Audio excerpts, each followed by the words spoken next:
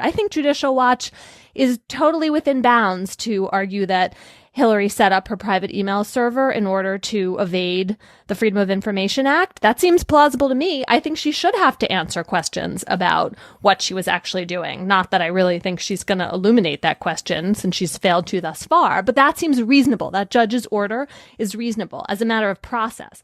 As a matter of substance, we already, know, I mean, maybe something else will come out, but we already have a sense that almost all of these emails were banal. They weren't classified. We haven't seen any real harm come out of this private email server. It's the process problem of the way in which she set it up, the way in which she kept it running when it was so predictably not a good idea and in violation of the rules, or like practically in violation of the rules. It's those process issues that are a problem for her. I mean, I certainly agree that there is nothing in the substance. I'm not even that disturbed by the process, honestly.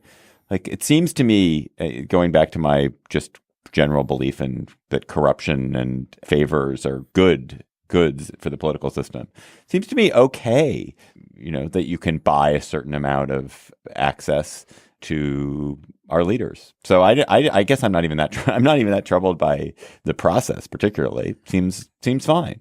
It's not great. You want people who are unable to buy that access also to have channels, but it doesn't seem to me like the worst thing in the world that people who have social connections and political connections and economic connections to Hillary Clinton then are able to call on her and ask her questions and favors. That doesn't seem tragic to me. I've spent a decent amount of time at the Clinton Global Initiative. I sort of fell into this thing, which what I'm about to say means I'm probably going to fall out of this thing. But because I've spent a lot of time reporting in Haiti, they often ask me to moderate their big Haiti panel every year. And to be clear, I don't make any money or anything like that, but I do go and moderate a panel at the Clinton Global Initiative and go to a few other sessions. And I've done some other things there.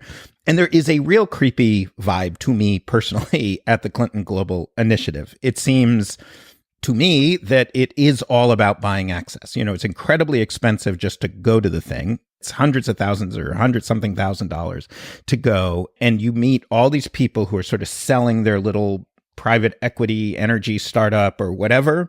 And there's sort of these explicit ways in which you get access. You pay more money to get more access to political leaders and to really rich people.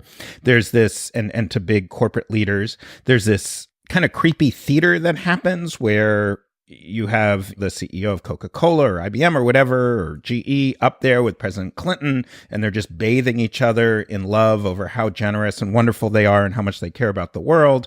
And all these like earnest people applauding and thrilled. And then, every hour or so they parade, Angelina Jolie is hustled through a room and she doesn't stop or talk to anyone. She's not like hanging out, but you get to say that you were with Angelina Jolie that morning.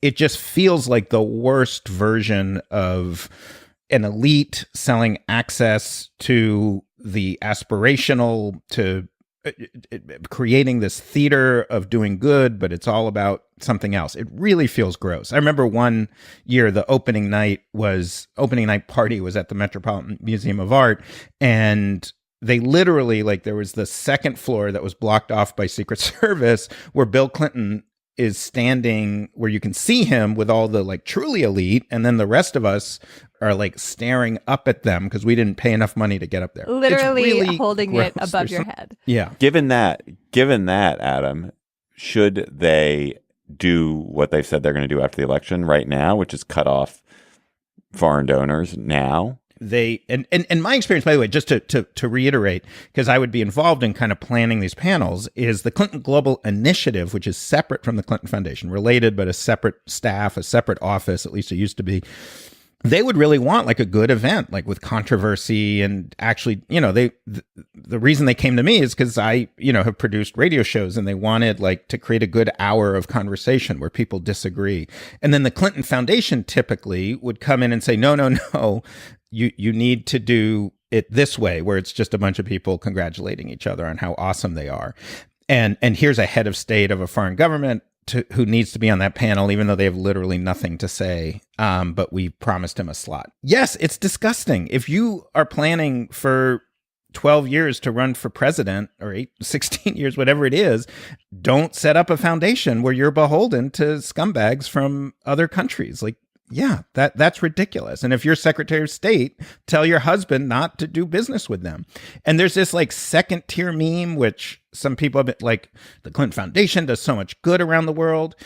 I feel fairly confident it is not in the top tier. I mean, if you talk to development professionals, it is not in the top tier. I have seen their work in Haiti up close in person. There's some very good people who work there, but Haiti is one of their singular focuses. It's a very small country. They have not had a major impact on Haiti. It's more the performance of very public charity, not the actual intervention But it's not good. in deep and meaningful ways. I guess I somehow I'm not as worked up as you guys are. I assume that there's going to be a lot of laundering access in the world. Like that is what happens, and that's. Yeah, but it's our better job that as journalists is to not like that and say it's bad. I no longer believe that it's our job as journalists to say that this is always so bad, because I think the alternative, I think the squeaky clean, you can't have any of this, is much worse. I think that But your usual defense of this is within government. It's to hark back nostalgically to the days of, favor trading and earmarks and people making deals in smoke-filled rooms within the context of the political system. This is like a creature from another planet coming in, right? Where the analogy to corporate boards is the right one. You have a different sector of the social structure influencing what's happening in government, and the potential for and the appearance of Hillary Clinton using her position as Secretary of State to make something happen in Haiti, which may have, according to Adam, kind of minimal value, but is getting a lot more attention and hype and love than it really deserves. And there's a blending of government and foundation work. And I think that absolutely should give us pause. And we've had the Obama administration that had, at least as far as I can tell, a cleaner approach to all of this. And hasn't it been nice not to have to worry about, the sort of what does the baggage the Clintons do carry, which is this trust us, we're bending the rules, but our intentions are pure, so don't worry about it. Just look the other way. But if there had been slightly more corruption in the Obama administration, but that had allowed certain kinds of bills or a larger stimulus to get through, I would happily take that.